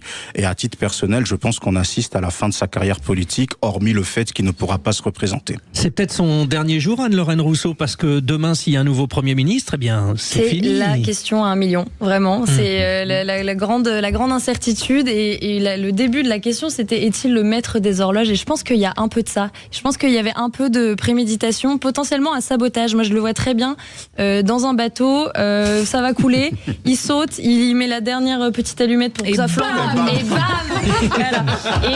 Et en même temps, il sait pertinemment ce qu'il laisse derrière lui. Il sait pertinemment que certes, il a hérité d'une part d'un bateau qui était déjà un peu en train de prendre l'eau, mais comme il savait comment faire, mais qu'idéologiquement, il n'a pas voulu mettre les choses en place pour rafistoler ce bateau. Il s'est dit, tant qu'à faire, allons-y, plombons le truc. Mais si vous me permettez, de ce bateau qui coulait, il était censé le transformer en la croisière s'amuse et il s'est trompé. Ouais, c'est ce qu'il l'a dit, mais après, derrière... Donc je pense que non, il y a quand même un petit maître des horloges quand même, qui s'amuse un peu de ce qu'il voit. Est-ce que le problème, c'est pas de changer de bateau simplement et pas de le réparer, ce bateau là, Joseph? Sauf que c'est la France, on va pas changer. Non, mais je posais la question à Joseph. Je ne veux pas. Vous voulez ne m'appelez plus jamais France. Voilà. C'est ça. Le problème, c'est quand on joue tout sur une personnalité et qu'on oublie un programme, on oublie une perspective, on oublie Macron, il a tout joué sur sa personnalité, c'est-à-dire j'arrive, je suis jeune, je suis dynamique, je vais tout bouleverser, programme. Si, je vais faire du libéralisme, mais on ne sait pas trop lequel. Le bilan, c'est que la Startup Nation, on retourne aux années 50 avec la crise de la 4e République. Et pour César, oui, quand ça allait pas, il y avait les jeux, mais il y avait le pain aussi. Oui. Et vu le nombre de faillites d'entreprises. Oui, quand ils avaient faim, ils allaient au jeu, ils oubliaient qu'ils avaient le ventre vide. Hein. Ça va faire très très mal. Le pain va manquer parce que les faillites, nous n'avons jamais eu un aussi grand nombre de faillites depuis peut-être même justement les années 50. Et ça, les conséquences, elles se font pas sentir immédiatement parce que c'est lourd. Et quand j'entendais tout à l'heure le patronat qui applaudissait notre ministre des Finances, le patronat français, visiblement, a des œillères. S'ils n'ont pas compris qu'on allait dans le mur, il va falloir qu'ils se réveillent. Donc nous n'avons trouvé personne pour défendre le président autour de cette table. En même temps, c'est pas notre rôle à nous, Frédéric. Non, voilà. nous vous écoutons. Alors justement, Joseph Touvenel, vous demandiez du pain. Eh bien, voici, c'est à vous, c'est votre tour de table. Et alors là, c'est un sujet qui vous ressemble tellement. On va se régaler. Le travail n'est pas une variable économique, c'est-à-dire. Vous avez 2 heures. Moi, je vais vous parler du travail et de la réalité du travail. Alors, je sais que pour certains, ce n'est qu'une variable économique, un échange, fort physique ou intellectuel, contre rémunération. Pour les marxistes, c'est une horreur, évidemment, c'est l'exploitation de la classe ouvrière, etc. Effroyable erreur des matérialistes. Travailler, c'est participer au bien commun. C'est-à-dire, quand je travaille, je participe à la société. Je ne travaille d'ailleurs jamais tout seul, c'est du lien social. Je travaille pour les autres, je travaille avec les autres. Avec mon travail, je me réalise, je peux être indépendant. Puisque si je travaille, j'ai une rémunération qui me permet de faire des projets, qui me permet de fonder une famille ou de faire autre chose, c'est-à-dire de m'installer et de m'inscrire dans la société. Par mon travail, je me réalise en fait. Je me grandis. Alors encore faut-il que mon travail soit la participation à une œuvre et que ça ne soit pas un système qui fait que mon travail n'a pas de sens, que je me sens quasi esclave. D'ailleurs, il y a carrément des esclaves à l'autre bout de la planète ou à l'autre bout de l'Europe. Mais si l'on reconnaît que le travail est une valeur, d'ailleurs, c'est qu'il a un prix. Et quand j'entends le patron du MEDEF qui hurle contre l'augmentation du salaire minimum, mais j'ai entendu que d'ailleurs tous ces gens-là n'étaient pas au salaire minimum, comment il estime le prix du travail pour des gens, par exemple, on parlait des personnes handicapées, qui vont chez les personnes handicapées, qui vont les laver, qui vont les baigner, qui les accompagnent aux toilettes. Tout ça demande beaucoup d'humanité. C'est un vrai travail. Eh bien, s'il estime que les payer 1 300 € par mois, ce qui ne leur permet pas d'avoir un logement décent en région parisienne, c'est suffisant, je pense qu'il fait une grande erreur et il dévalorise le valeur travail. Allez, la valeur travail, c'est pas. Il y a quelqu'un qui en parlait très bien, c'est un Italien, 13e siècle au Moyen-Âge, saint Thomas d'Aquin. Chacun, de par son labeur, doit pouvoir vivre dignement. Lui, sa famille est épargnée. Voilà ce que le MEDEF devrait nous promettre, que chacun, de par son travail, puisse vivre dignement. Et c'est du Joseph Touvenel. Ça, c'est du Joseph Touvenel. Oui, c'est ça. C'est pour ça, je vous l'avais dit, on allait se régaler. Ouais. Alors, Anne-Lorraine Rousseau, moi, j'ai envie de vous entendre sur cette valeur travail, justement, sur ce désamour pour la valeur travail. Est-ce que c'est parce que, justement, les travailleurs ne sont pas assez considérés, ou est-ce que c'est un problème global, sociétal ? Je pense que l'un entraîne l'autre, en fait. Et effectivement, si, comme on dit, tout travail mérite salaire, et quand il n'y a pas de salaire, bah effectivement, c'est un peu plus dur de se mettre au travail, et inversement. Et on n'a plus on est dans l'instantanéité de tout, et on n'a plus ces grands travaux. À l'époque des cathédrales, on faisait pendant 100 ans, on construisait quelque chose qui avait du sens pour nous, et on y mettait le temps, on acceptait que ça nous dépasse. Maintenant, il faut travailler à sa petite échelle jusqu'à l'échéance de la retraite. Alors, on ne sait jamais trop quand est-ce qu'elle va arriver et qu'est-ce qu'on va gagner. Mais est-ce que c'est ça vraiment, véritablement, en fait, je rejoins un peu la pensée un peu philosophique. Est-ce que c'est vraiment ça la vie ? Ou est-ce qu'on accepte aussi de travailler pour ce qu'on fait autour de nous ? Vous avez rappelé on parlait des AESH justement, qui sont payés une misère, mais qui font un métier tellement beau. Et en fait, J'espère que ces personnes-là voient ce qu'elles font, qu'elles arrivent à s'en satisfaire, mais effectivement, il y a quand même une réalité derrière de matériel et on ne peut pas la nier. Et c'est là où je rejoins évidemment Joseph Touvenel. Donner un sens à sa vie. Et du coup, qui est-ce qui est piégé là ? C'est Abel Baudy, parce que vous n'avez que 25 secondes pour conclure. Je n'ai que 25. Non, mais en fait, tout ce qui vient d'être dit est très beau. J'aimerais juste mettre une petite nuance, c'est que tous les chefs d'entreprise ne se réclament pas du MEDEF et qu'une des questions aussi, c'est le poids des charges. Payer une personne 1 300 €, ça vous coûte 2 600 €. Et le boulanger, le petit commerçant, le petit artisan du coin qui n'est pas du MEDEF aussi, il faut penser à lui. Oui, parce qu'il y a beaucoup de PME, de TI, exactement, de TPE. Parce que des fois, dans le discours globalisant, on peut avoir tendance à penser que tous les chefs d'entreprise s'en mettent plein les poches et sont des escrocs, alors que l'immense majorité, comme vous l'avez dit, met la clé sous la porte plutôt. Et c'est un sacrifice que d'être chef d'entreprise. C'est aussi une valeur de travail et de courage qui n'est pas à négliger. Et Abel, donc, voilà. et bang, voilà, la dynamite, c'est ça, c'est fini les 25 secondes. 29 958 chefs d'entreprise ont perdu leur job l'année dernière. C'est plus 18,4%. Et ces gens-là applaudissent notre ministre de l'économie. 29 958 chefs d'entreprise, c'était du jamais vu, qui ont perdu leur emploi l'année dernière. Merci Joseph Touvenel pour ces informations. Vous restez avec nous. Ouais, ça continue le tour de table. Ça continue. Et ça va être Anne-Lorraine Rousseau qui va nous parler de... si vous voulez le savoir, vous restez avec nous. Oh là, c'est beau. Oh, c'est beau. À tout de suite. Sud Radio. Sud Radio. Parlons vrai. Parlons vrai. Sud Radio. Parlons vrai. Les vraies voix Sud Radio, 17h-20h, Frédéric Brindel, Judith Belair. Et le tour de table de l'actu des vraies voix continue avec vous, Anne-Lorraine Rousseau. Oui, parce qu'elle n'avait pas encore parlé. Enfin, si elle avait parlé, mais bon. C'est pas mal parce que vous êtes dans le thème, quand même. Justement, voilà. C'est bien. Alors, je lis pour nos auditeurs de Sud Radio. La suppression de comptes Instagram de droite, comment c'est possible, Anne-Lorraine ? Comment ça ? Mais ce serait pas la première fois. Non, oui, c'est un sujet qui me touche particulièrement parce que j'en parlais tout à l'heure quand je disais qu'il y avait des vidéos qui sautaient sur VA+, donc la chaîne vidéo de Valeurs Actuelles. Je l'ai vécu personnellement. Faut toujours faire un peu attention. Faut y avoir de la modération. On en parlait pour Pavel Durov, effectivement. Faut pas laisser tout traîner sur Internet. Mais là, en l'occurrence, il y a en même temps plusieurs comptes qui ont sauté. Celui d'Alice Cordier, qui est une militante féministe du collectif Némésis. On a le compte Occidentis, qui fait de la vieille d'actualité. On a le compte Frontières, ex-Livre Noir, qui a un journal de droite aussi, comme tous. Et on a l'association, par exemple, de soutien aux lanceurs d'alerte, justement, qui, malheureusement pour eux, qui soutiennent les lanceurs d'alerte, mais qui se font sauter aussi. On a aussi un compte parodique, donc c'est dire que les GAFAM n'aiment pas trop l'humour, qui s'appelle Une Bonne Droite et qui se rit un peu de ce qui se passe, et ils ont de quoi, ce qui se passe en France. Et voilà, et tous ces comptes ont sauté, mais surtout...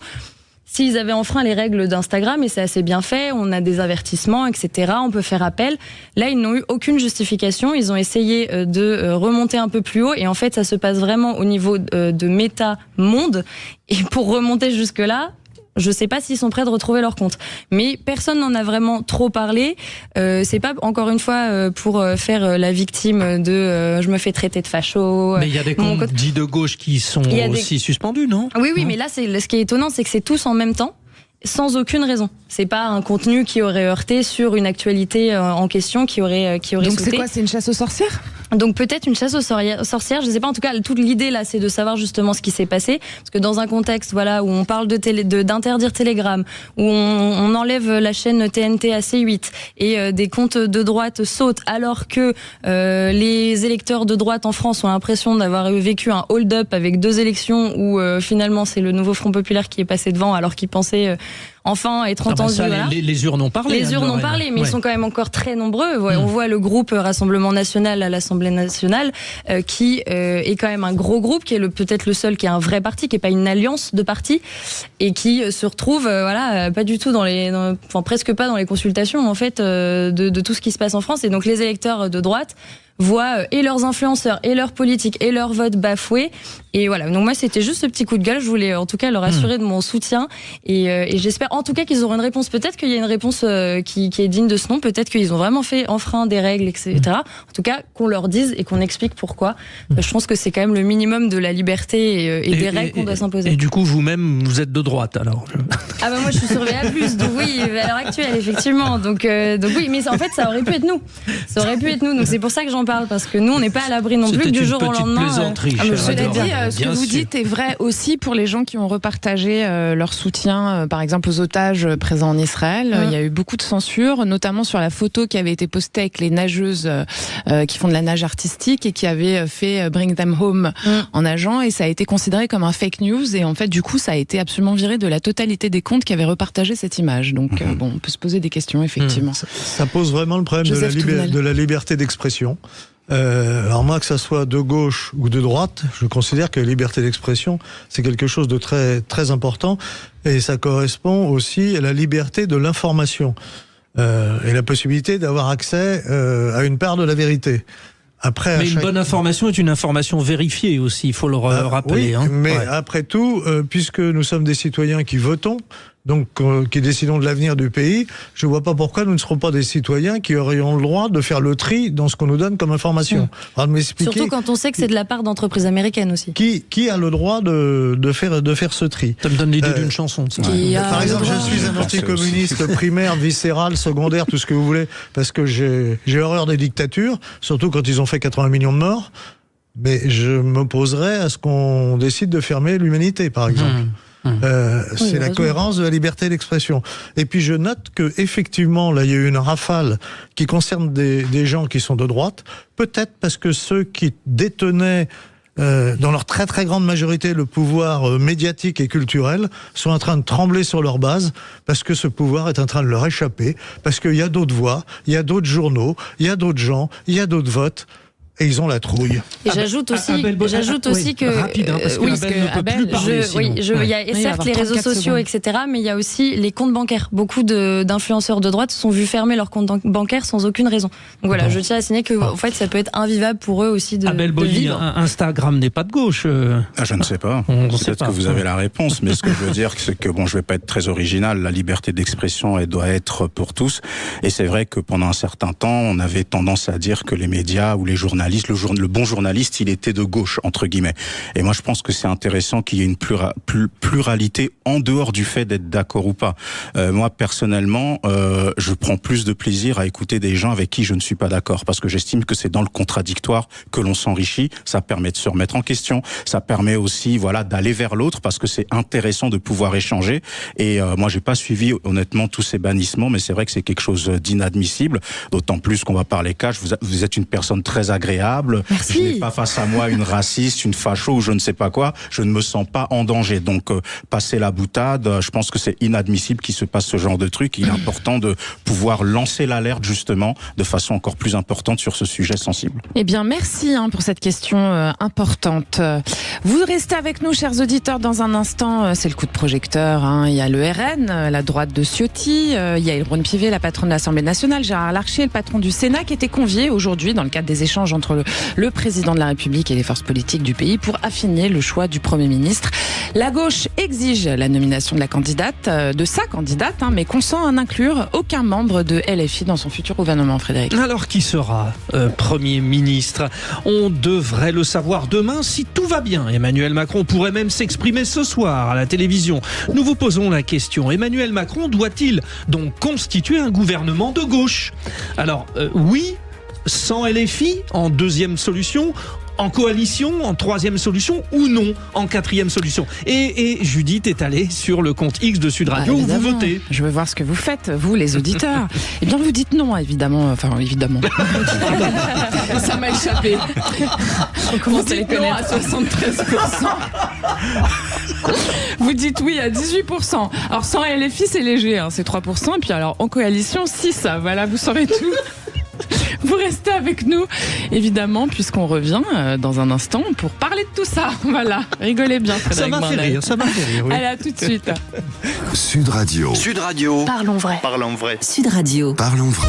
Les vraies voix Sud Radio, 17h-20h, Frédéric Brandel, Judith Belair. Et nos vraies voix du jour sont Joseph Touvenel, directeur de la rédaction de Capital Social. Il est accompagné par Abel Boilly, président de l'association Tous Uniques et Tous Unis.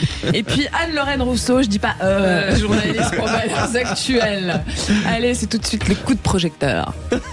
Les vraies voix Sud Radio, le coup de projecteur des vraies voix. Les discussions avec le président de la République se poursuivent aujourd'hui, vous le savez. Les dirigeants des groupes politiques se sont succédés dans les jardins de l'Élysée depuis vendredi. Ces échanges auront-ils une influence sur la nomination du prochain Premier ministre ? La gauche aime à rappeler que le Front populaire est sorti majoritaire des élections. Tout cela en exigeant Matignon. Et alors, cette gauche va encore plus loin, Judith. Elle serait prête à constituer un gouvernement élargi qui exclurait la France insoumise.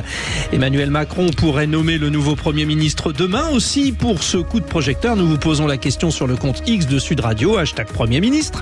Emmanuel Macron doit-il constituer un gouvernement de gauche ? Alors, première solution, oui. Deuxième, oui, mais sans LFI. Troisième, en coalition. Quatrième, non.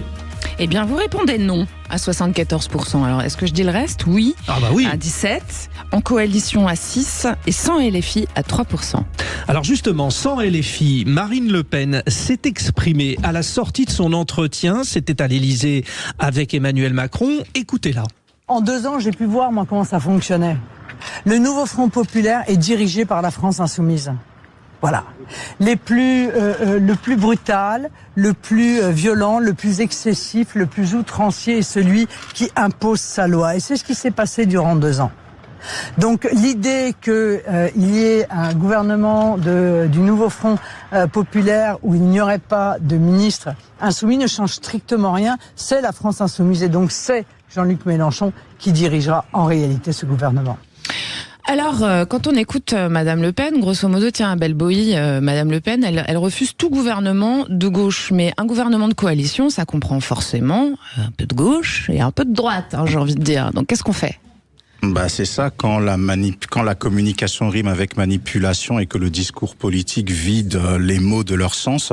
Moi, je pense qu'effectivement, il eût été plus raisonnable, même si je ne crois pas au Père Noël et que je sais que dans la configuration actuelle, c'est irréaliste, d'avoir quelque chose qui ressemblerait à une sorte de gouvernement d'union nationale. Mais malheureusement, on sait que l'orgueil des politiques, tout parti confondu, font qu'ils préfèrent voir leur intérêt plutôt que l'intérêt du pays et l'intérêt du peuple. Parce que la réalité, c'est que monsieur et madame tout le monde en a ras la casquette de ce spectacle pitoyable, et même plus s'en fiche complètement. C'est pas ça qui va payer leurs factures, c'est pas ça qui va payer la rentrée pour les enfants, c'est pas ça qui va payer d'autres choses. Donc, faudrait que tout ce cinéma s'arrête, et on a bien compris que ce soit Marine Le Pen, Laurent Wauquiez ou autres, tout le monde se prépare pour 2027, avec peut-être l'hypothèse d'une nouvelle dissolution dans 1 an, on ne sait pas encore. Donc, j'aimerais que l'on puisse passer rapidement à autre chose, mais je sais que le gouvernement d'union nationale est impossible dans la configuration de l'orgueil politique d'aujourd'hui. Bon, avec la question évidemment qui suit, alors on fait quoi ? Juste quand même, revenons sur les propos de Marine Le Pen, Joseph Touvenel, quand elle dit, même s'il n'y a pas LFI au gouvernement, de toute façon, ça sera un gouvernement dirigé par Mélenchon. Bon, ça, elle n'a pas tort, on a vu qu'à 20h02, après les élections législatives, qui prenait la parole au nom de toute la gauche ? Jean-Luc Mélenchon, disant, ça sera le programme, tout le programme, rien que le programme. Non, mais les socialistes, ils sont pas forcément d'accord. Oui, d'ailleurs, si Jérôme Gage était Premier ministre, que nous a dit Raphaël Glucksmann il y a quelques jours, il ne veut ni de Mélenchon ni de Macron. Donc même Raphaël Glucksmann n'en veut pas. Après, Marine Le Pen, la grosse erreur, je trouve, d'une partie de Macron et d'une partie de la droite ou du centre, c'est d'avoir fabriqué une espèce de front républicain qui ne veut rien dire, en mettant le RN en dehors de toute possibilité d'accord. Ce qui est une erreur stratégique. Parce que la France, majoritairement, est à droite. On l'a vu aux élections, on le revoit aux élections. Donc, quand le nouveau Front populaire nous dit on est majoritaire, d'abord, ils ne sont pas majoritaires. Ils sont minoritaires. Mais c'est peut-être le groupe minoritaire le plus important. Je dis peut-être, parce qu'il est déjà fracturé. Quand Raphaël Glucksmann, je le rappelais à l'instant, dit « moi je ne veux pas de Mélenchon », ça veut dire que le nouveau Front populaire n'est plus le plus gros groupe. Ça veut dire que Marine Le Pen a tort. Alors ça ne sera pas forcément avec LFI. Justement, Anne-Lorraine Rousseau, est-ce qu'il ne faut pas apprendre à vivre en coalition comme le font une majorité des pays européens, comme ça se fait dans le monde entier? Je veux dire, il y a un moment donné, est-ce qu'il y a vraiment comment ça se fait que c'est pas possible? Le problème, c'est qu'ils ont fondé toutes leurs dernières élections sur le fait de ne jamais vouloir travailler l'un avec l'autre. Et donc, à partir de là, le nouveau Front populaire a été élu parce qu'ils ont dit jamais le RN. Et le RN a été élu parce qu'ils combattent justement tous les acteurs du nouveau Front Populaire. Et au milieu, il y a les tièdes qui savent pas trop où aller, le camp macroniste qui sait plus trop où il va non plus, qui se dit bon, Macron c'est fini, qu'est-ce qu'on fait ? Est-ce qu'on est de gauche, est-ce qu'on est de droite ? On sait plus qui on est. Donc effectivement, ils se sont et quand effectivement Marine Le Pen dit je ne veux pas travailler avec un gouvernement de gauche parce que ils sont dirigés par LFI, tout le monde dit ah, donc ça veut dire qu'ils sont OK pour travailler avec les macronistes. Et donc là, ça y est, c'est une nouvelle trahison et tout ça. Donc en fait, à partir de ce moment-là, c'est soit ils s'accordent sur un potentiel programme et ils arrivent à avoir 2-3, parce que de toute façon, ça va pas être très long. Hein. Emmanuel Macron va finir son mandat, on va recommencer ça à zéro dans pas longtemps. Mais en attendant, ce que vous disiez, Abel Boilly, c'est que les Français attendent juste d'avoir au moins un semblant de gouvernement pour que les affaires reprennent doucement, quitte à ne pas traiter des gros sujets pour le moment, en attendant que ils arrivent à se mettre d'accord et les discussions sont tellement longues au point que le président lui-même a appelé en consultation tous les partis. On dirait vraiment des enfants qui ne peuvent pas être dans la même pièce. On les a tous pris un par un à un horaire différent parce qu'ils sont incapables d'être dans la même pièce au même moment. Bon. Donc on part de très très loin quand même. Et là où Abel a raison, c'est qu'il y a urgence. Encore, on a quand même, on a quand même un petit budget. Et le budget, c'est la grosse échéance. C'est quelque chose qui donne un peu de perspective et des vrais choix politiques. Je pose la question à tous les trois. Est-ce que c'est pas une histoire de personnalité ? Est-ce qu'il n'y a pas un Jérôme Guedj, comme le disait tout à l'heure Frédéric Brindel, ou un Karim Bouhamrane, qui est maire de Saint-Ouen, qui pourrait tout d'un coup venir, puisque qui sont des gens de gauche, on le rappelle, qui sont des gens de gauche, mais qui sont aussi des gens qui connaissent l'entreprise et qui ont un discours un petit peu différent, un peu plus centriste, on va dire. Est-ce que ces gens-là seraient pas à même de rassembler, on va dire, une gauche de droite et une droite de gauche qui pourraient faire une coalition ? Voilà. Non, mais il y a des questions simples auxquelles il faudrait que ces gens répondent. Ils sont pro ou anti-nucléaire ? Ça fait déjà une sacrée différence parce que la France sans l'électricité et sans l'énergie, c'est un petit drame. Enfin, le jour où on sera arrivé là, Joseph... Non, mais regardez, mais un Premier ministre... Est-ce qu'un Premier ministre soutiendrait le nucléaire ou fermerait ? Ouais, c'est pas à mon avis, c'est pas la question qui c'est une question essentielle. Non, mais je suis d'accord, mais les Français aujourd'hui, c'est pas la question qui est la plus urgente. Ils ont besoin de savoir si le SMIC va augmenter et si tout le tintouin. Et puis plus ils attendent, plus il y a des questions qui se posent. Voilà. Vous parliez du maire de Saint-Ouen, M. Karim Bouhamrane, qui est un profil que j'apprécie beaucoup, mais vous avez vu, il a fait une sortie dans le Figaro où il a parlé d'une certaine autorité de l'État. Déjà, il est pointé du doigt par certains de la gauche, comme quoi il serait un pseudo-traître. Ce sont pas les termes utilisés, mais c'est un propos que j'utilise moi-même.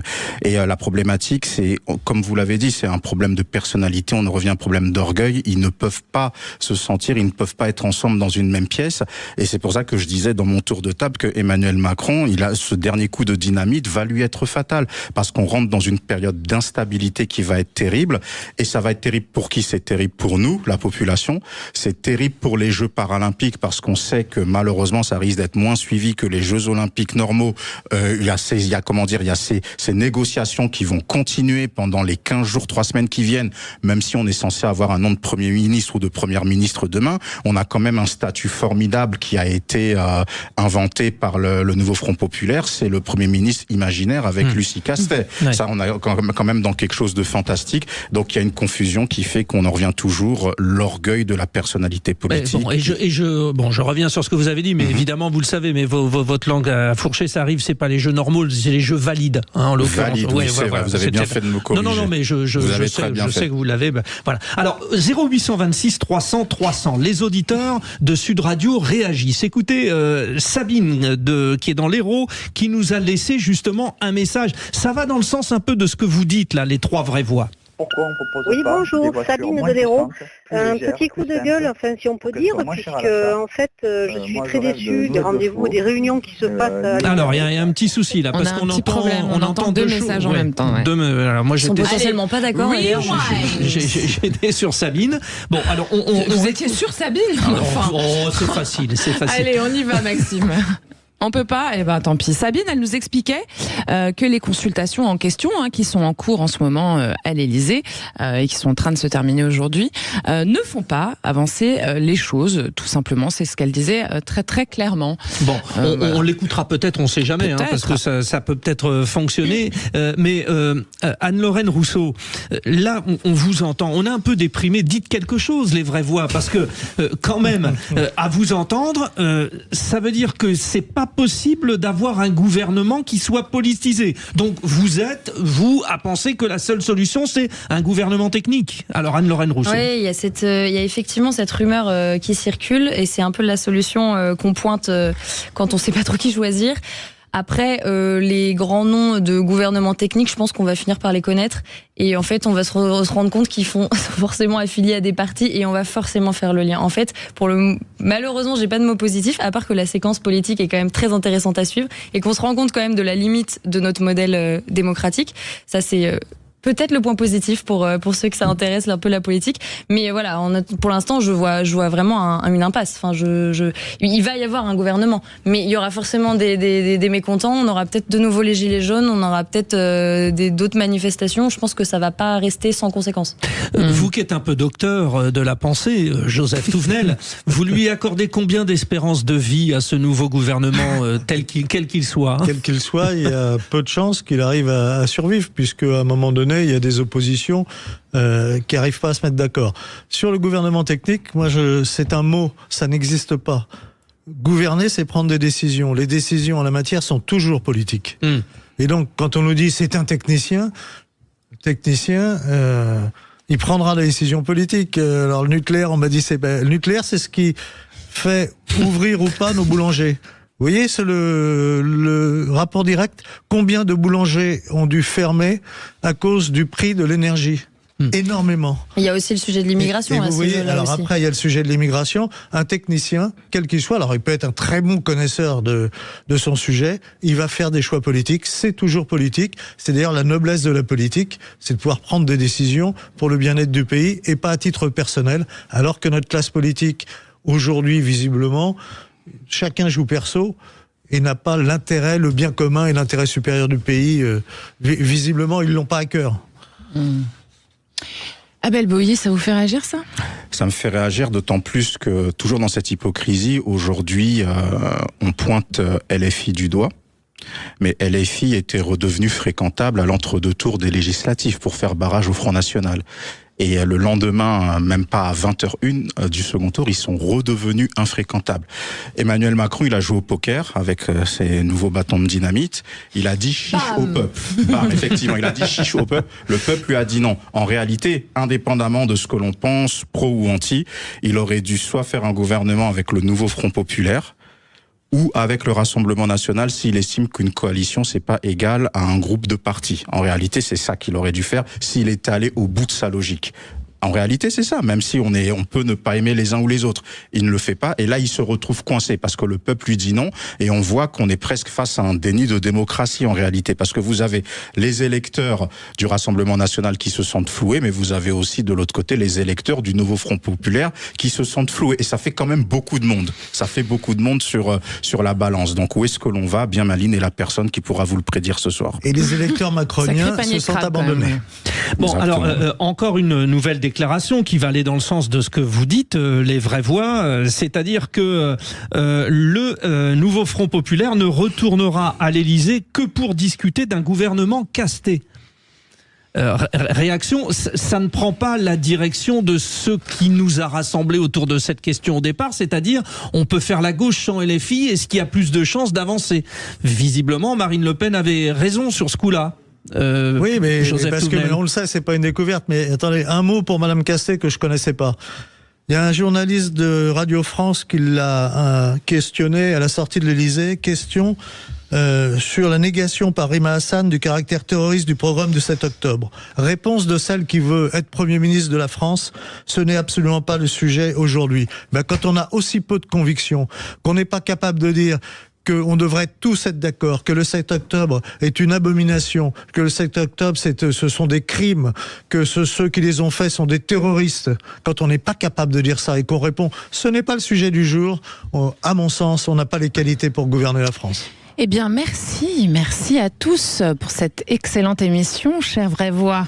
On va rappeler qu'avec qui on était ce soir, Frédéric Brindel. Avec le sublime, Abel Boilly, la talentueuse Anne-Lorraine Rousseau et le percutant Joseph Touvenel. Waouh!